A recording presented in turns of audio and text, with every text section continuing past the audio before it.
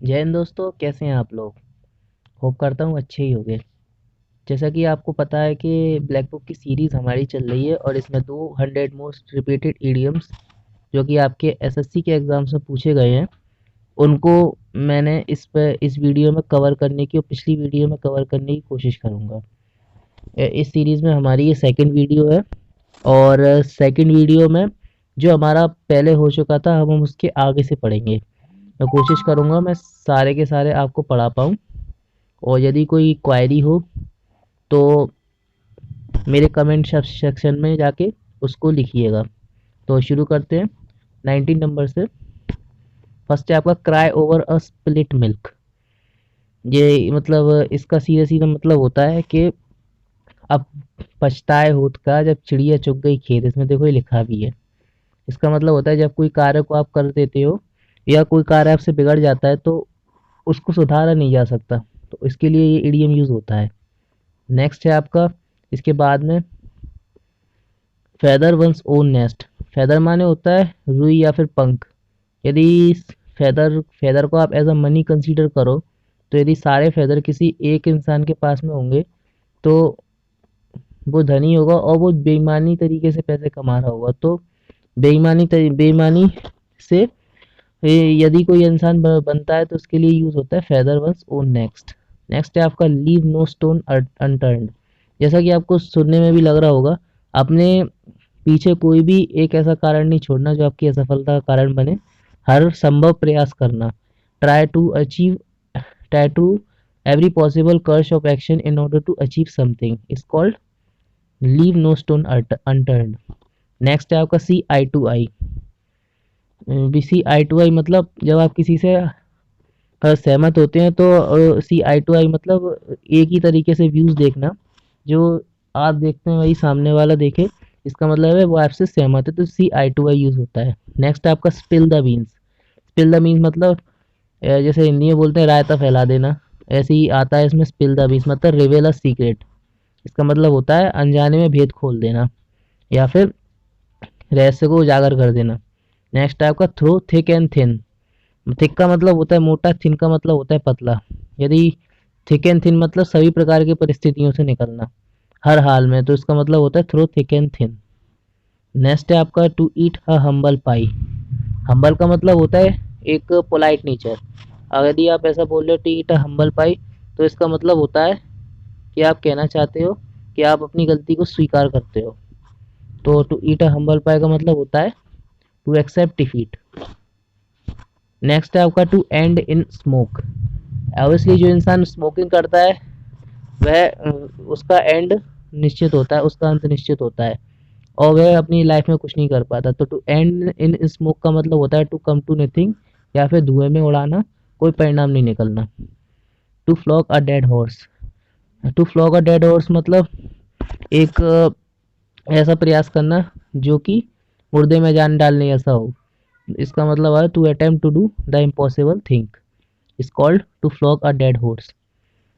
Next है आपका to give a gift of the gap. To give the gift of the gap का मतलब होता है एबिलिटी टू स्पीक फ्लुएंटली। जिस इंसान के पास में बोलने की एक कुशल कला होती है उसके लिए हम यूज करते हैं the gift of the gap. Next है आपका to read between the lines. To read between the lines मतलब दो लाइन्स के बीच में जो गूढ़ रहस्य है, जो हिडन मीनिंग है, उसको इसको पढ़ना। तो to read between the lines होता है to understand the hidden meaning, छुपा हुआ अर्थ निकालना। जो लिखा हुआ है उसका जो परोक्ष अर्थ है उसके बारे में बताना, तो के लिए ये यूज होता है। नेक्स्ट है आपका अ डार्क हॉर्स। डार्क का मतलब एक डार्क हॉर्स का मतलब होता है इसके लिए यूज होता है जो जिसकी क्वालिटीज के बारे में आपको या कैरेक्टरिस्टिक्स के बारे में आपको पता नहीं होता। एन अनएक्सपेक्टेड विनर, अप्रत्याशित जो विजेता होता है, जो लगता तो नहीं है जो जीतेगा लेकिन वो एंड में जीत जाता है, जिसके बारे में आपको अननोन हो, तो उसके लिए यूज करते हैं अ डार्क हॉर्स। नेक्स्ट है a fish out of water. तो a fish out of water का मतलब यदि किसी फिश को पानी से बाहर निकाल दो तो वह अनकंफर्टेबल फील करेगी, तो इसलिए इसका मीनिंग होता है अनकंफर्टेबल पोजीशन या फिर अनफैमिलियर सर्कमस्टांसेस, असहज परिस्थितियों में इसका उपयोग होता है। नेक्स्ट है आपका a stone throw away. Stone throw away मतलब यदि थोड़ी सी दूरी पर, जैसा कि आप कोई स्टोन फेंको तो वह थोड़ी सी दूरी पर ही आकर गिरता है, इसलिए अ शॉर्ट डिस्टेंस को मेंशन करने के लिए a stone throw away idiom का यूज़ करते हैं। नेक्स्ट है आपका eight 11th our. 11th our जैसे कि घड़ी में 12 घंटे होते हैं, जो 11वां घंटा होता है वो बिल्कुल एक एंड का घंटा होता है, उसके बाद केवल एक ही घंटा बचता है। तो जो लास्ट मोमेंट होता है उसको रिप्रेजेंट करने के लिए एट 11th आवर ईडीएम का यूज़ करते हैं। नेक्स्ट है आपका barking of a wrong tree. Barking of a wrong tree का मतलब होता है, सीधे सीधे लिख रहा है, अगर रॉन्ग ट्री लिखा है तो गलत दिशा में प्रयास करने जैसा इसका मीनिंग होता है, एक निरर्थक प्रयास होता है। नेक्स्ट है आपका cost an arm and a leg. यदि आपको कॉस्ट कोई क्या क्या cost an arm and a neck, अगर इन दोनों का आपको को कीमत चुकानी पड़े तो वो चीज़ आपके लिए बहुत ज़्यादा एक्सपेंसिव होगी, बहुत महंगा पड़ना, उसके लिए आप इसको यूज़ करते हैं। नेक्स्ट है आपका give a piece of one's mind. Give a piece of one's mind मतलब यदि किसी को डांटते फटकारते हो तो उसके लिए यूज़ होता है give a piece of one's mind, मतलब किसी को रिब्यूक समवन स्ट्रांगली। नेक्स्ट है आपका in a nutshell. In a nutshell use होता है आपका, इन अ नटशेल यूज़ होता है मतलब नटशेल बिल्कुल छोटे से, मतलब इसका समरी के टाइप में, ब्रीफली एंड कॉन्साइजली, इसमें आपका यूज़ होता है। तो नेक्स्ट है आपका अगला है selling in the same boat. यदि आप एक ही नाव की सवारी में सवारी में है तो इसका मतलब होता है आप एक ही परिस्थितियों में हैं। Being in the same difficult situation, जो सिचुएशन आपकी है वही दूसरे की। सेकेंड है add fuel to the fire. जब फायर में फ्यूल डालोगे तो वो और भड़क जाएगी, मतलब आप स्थिति को और ख़राब कर दोगे। मेक थिंग्स रोज सिचुएशन, आग में घी डालना, सीधा सीधा इसका हिंदी का मीनिंग होता है to keep the wolf away from the door.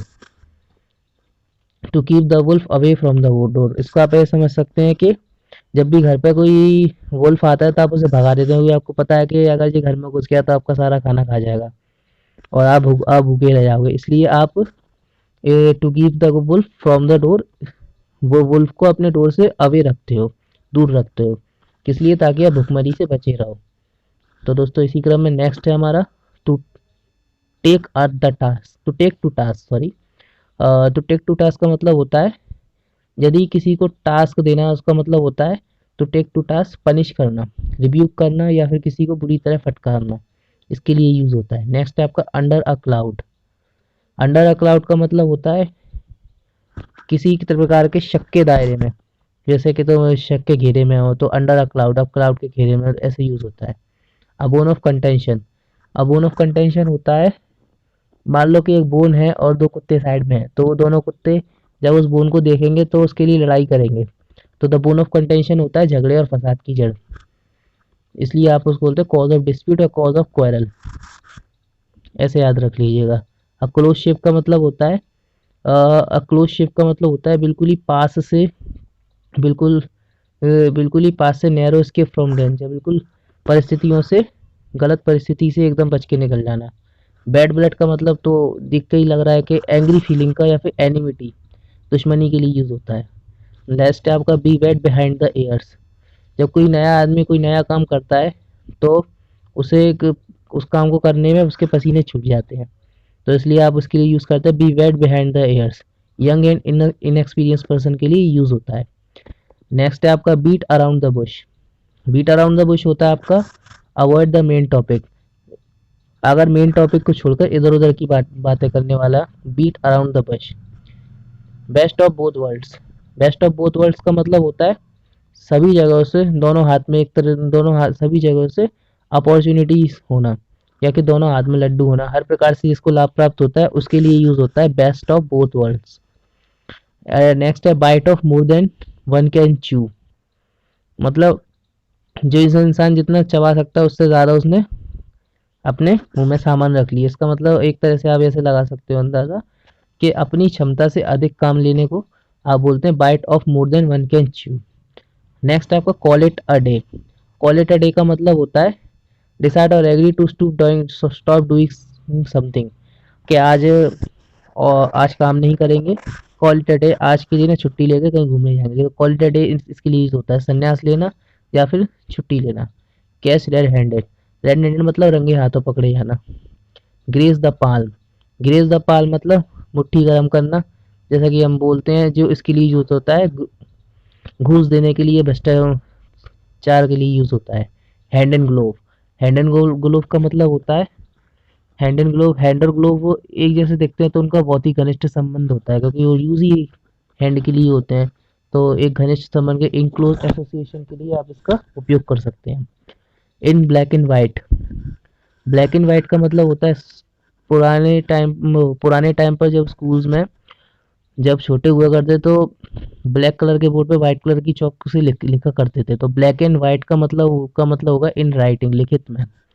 Leaves you in a lurch, leaves you मतलब छोड़ देना, लर्च माने मुसीबत में, तो किसी को मुसीबत में छोड़ देना इसका मतलब होता है बीच मझधार में छोड़ देना, leaves you in a lurch.